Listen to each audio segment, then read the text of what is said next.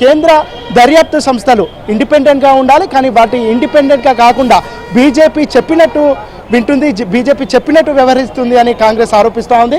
మీరేం చెప్తారు? ఈ కేసుకు సంబంధించి కాంగ్రెస్ పార్టీ, ముఖ్యంగా రాహుల్ గాంధీ, సోనియా గాంధీ, కాంగ్రెస్ పార్టీ లక్షలాది కోట్లాది రూపాయలను వెనకేసుకున్నారు, వాళ్ళ సొంత వాటికి వాడుకున్నారు, వాళ్ళ పార్టీ అవసరాలకు వాడుకున్నారు అని బీజేపీ నేతలు విమర్శిస్తున్నారు. ఏం చెప్తారు ఈ కేసుపై?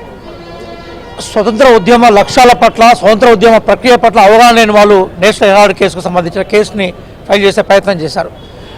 నిజానికి నేషనల్ హెరాల్డ్ పత్రిక ఏదైతే ఉందో అది ఆ రోజుల్లో we the people, the feeling of oneness, the feeling of togetherness, the feeling of common consciousness, మేమంతా ఒకటే, మేము భారతీయులనే ఒక స్ఫూర్తిని నింపిన గొప్ప పత్రిక అది.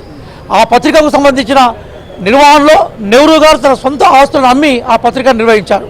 చరిత్ర మీద అవగాహన లేని భారతీయ జనతా పార్టీ, స్వతంత్ర ఉద్యమంలో పాల్గొన్న భారతీయ జనతా పార్టీ, స్వతంత్ర ఉద్యమ ఫలితాలను నెహ్రూ గారి ద్వారా భారత ప్రజలకి ఓరలేని భారతీయ జనతా పార్టీ ఒక అక్రమ కేసును బనాయించింది. ఈరోజు ఢిల్లీ హైకోర్టు తీర్పు భారతదేశంలోకి న్యాయం బతికే ఉంది, న్యాయ వ్యవస్థలు బతికే ఉన్నాయన్న విషయాన్ని నిర్ధారించింది. నిజంగా ఇది కేవలం రాహుల్ గాంధీ గారికో సోనియా గాంధీ గారికో ఉపశమనమైన కేసు కాదు. మొత్తం టోటల్గా ఢిల్లీ హైకోర్టు తీర్పు ఏదైతుందో ఇది స్వతంత్ర ఉద్యమం యొక్క స్ఫూర్తిని రక్షించే క్రమంలో, న్యాయ వ్యవస్థ యొక్క స్వతంత్ర ప్రతిపత్తిని కాపాడే క్రమంలో ఉన్న తీర్పు అది. అదేవిధంగా సోనియా గాంధీ గారి త్యాగాలు కానీ, రాహుల్ గాంధీ గారి విజన్ కానీ ఈ కేసును ఢిల్లీ హైకోర్టు కొట్టివేయడం ద్వారా భారత ప్రజలకు మీ వెనుక మేము ఉన్నామనే ఒక స్ఫూర్తిని ఇచ్చే కోణంలో మరింత జాగృతం చేసే ప్రయత్నం చేసింది. కాబట్టి భవిష్యత్తులో ఇట్లాంటి తప్పుడు కేసులు పెట్టకుండా, భవిష్యత్తులో ఇట్లాంటి తప్పుడు ఆరోపణలు చేయకుండా ఒక నిర్దిష్టమైన కార్యాచరణ తీసుకోవడం కోసమే ఈరోజు మేము ప్రదేశ్ కాంగ్రెస్ వైపు నుంచి ఈ పిలుపునిచ్చాం. నిజానికి శాంతిని కాపాడే పార్టీ, న్యాయ వ్యవస్థ రక్షించే పార్టీ, కానీ భవిష్యత్తులో కూడా వ్యక్తిగత కక్షల రాజకీయాలను తీసుకోవడం, అధికారాన్ని వ్యక్తిగత ప్రయోజనాల కోసం తీసుకోవడం ఇంత దుర్మార్గమైన వ్యవస్థ ఈరోజు భారతీయ జనతా పార్టీ తెరదించి తెర లేపింది. దాన్ని మేము తెరదించమని మేము చెప్తా ఉన్నాం.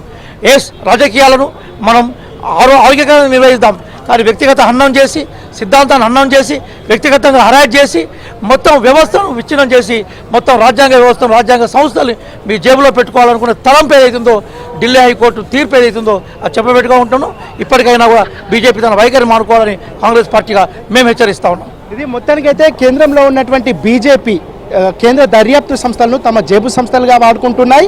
దాంతోపాటు గాంధీ ఫ్యామిలీకి ఉన్నటువంటి లెజిటమసీని, గ్లోరిఫికేషన్ని, దాన్ని డిఫేమ్ చేసే ప్రయత్నాన్ని చేస్తూ ఉన్నాయి. ఈ కుట్రలన్నింటినీ ప్రజలకి వివరించడానికే తాము బీజేపీ ఆఫీసుల ముందుకు ముట్టడికి వెళ్తున్నామని కాంగ్రెస్ నేతలు చెప్తా ఉన్నారు. ఇక ప్రస్తుతం గాంధీ భవన్కి కాంగ్రెస్ నాయకులు, కార్యకర్తలు భారీగా చేరుకుంటున్నారు. కాసేపట్లోనే పీసీసీ చీఫ్ మహేష్ కుమార్ గౌడ్ కూడా గాంధీ భవన్కు రానున్నారు. మహేష్ గౌడ్తో పాటు కొంతమంది మంత్రులు కూడా గాంధీ భవన్కు రానున్నారు. వాళ్ళందరూ వచ్చిన తర్వాత గాంధీ భవన్ నుంచి బీజేపీ ఆఫీస్కు వెళ్ళి ఆ బీజేపీ ఆఫీస్ ముందు తమ నిరసన వ్యక్తం చేస్తామని కాంగ్రెస్ నేతలు చెప్తా ఉన్నారు.